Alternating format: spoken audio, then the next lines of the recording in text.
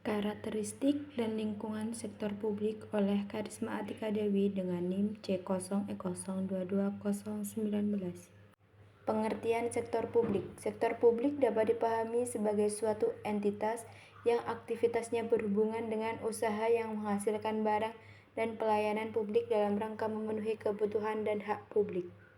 Sifat dan karakteristik akuntansi sektor publik. Komponen lingkungan yang mempengaruhi organisasi sektor publik meliputi 1. Faktor ekonomi, 2. Politik, 3. Kultur, 4. Demografi. Entitas dalam akuntansi sektor publik.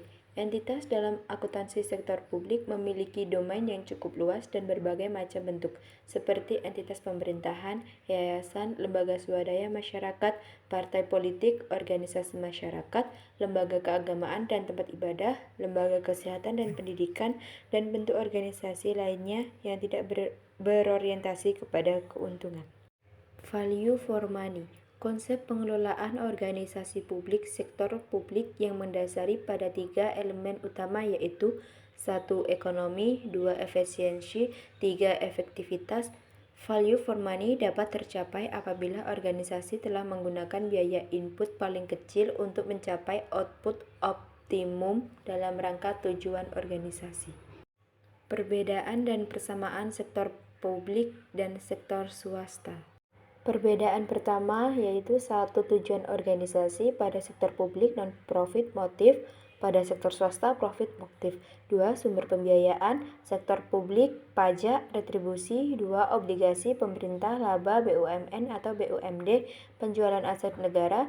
Pada sektor swasta, pembiayaan internal modal sendiri, laba ditahan, penjualan aset pembiayaan eksternal, utang bank, obligasi, pemerintahan saham.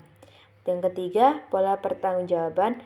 Sektor publik bertanggung jawab kepada masyarakat dan parlemen DPRD atau DPRD. Sektor swasta bertanggung jawab kepada pemegang saham dan kreditor. Lanjutan. 4. Struktur organisasi. Sektor publik birokratis, kaku, dan hierarkis. Sektor swasta fleksibel, datar, piramid, lintas, fungsional. 5. Karakteristik anggaran. Sektor publik terbuka untuk publik, sektor swasta tertutup untuk publik. 6. Sistem akuntansi. Sektor publik cash accounting, sektor swasta accrual accounting. Tujuan akuntansi sektor publik. American Accounting Association 1970 dalam Glein 1993 menyatakan bahwa tujuan akuntansi pada organisasi sektor publik adalah untuk memberikan informasi yang berguna untuk pengendalian manajemen dan pertanggungjawaban. Perkembangan akuntansi sektor publik. Istilah sektor publik dipakai pertama kali pada tahun 1952. Pada tahun 1970-an, berbagai kritikan muncul terkait dengan peran sektor publik. Tahun 1980-an, reformasi sektor publik dilakukan di negara-negara industri maju sebagai jawaban atas berbagai kritikan. Akuntansi sektor publik berkembang pesat dalam 2 dasawarsa terakhir. Akuntansi sektor publik dan good corporate governance.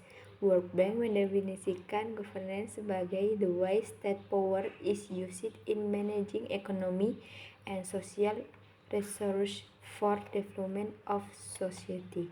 United National Development Program mendefinisikan governance sebagai the expression of political, economic, and administrative authority to manage a nation's affairs at all levels. Karakteristik good governance menurut UNDP. 1. Participation, 2. Rule of law, 3. Transparansi, 4. Responsiveness, 5. Consensus orientation, 6. Equity, 7. Efficiency and efficient fairness, 8. Accountability, 9. Stronger vision. Akuntansi publik adalah kewajiban pihak pemegang amanah untuk memberikan pertanggungjawaban, menyajikan, melaporkan, dan mengungkapkan segala aktivitas dan kegiatan yang menjadi tanggung jawabnya kepada pihak pemberi amanah, yang memiliki hak dan kewenangan untuk meminta pertanggungjawaban tersebut. Akuntansi publik dibagi menjadi 2, yaitu 1. Akuntabilitas vertikal. 2. Akuntabilitas horizontal. 4 dimensi akuntabilitas yang harus dipenuhi organisasi sektor publik. 1. Akuntabilitas kejujuran dan akuntabilitas hukum. 2. Akuntabilitas proses. 3. Akuntabilitas program. 4. Akuntabilitas kebijakan.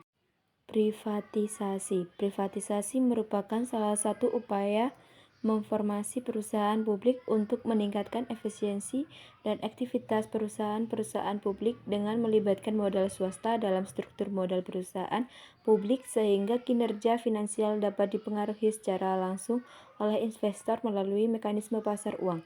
Privatisasi perusahaan publik memiliki fungsi ganda, yaitu untuk mengurangi beban belanja publik, menaikkan pendapatan negara, dan mendorong perkembangan sektor swasta.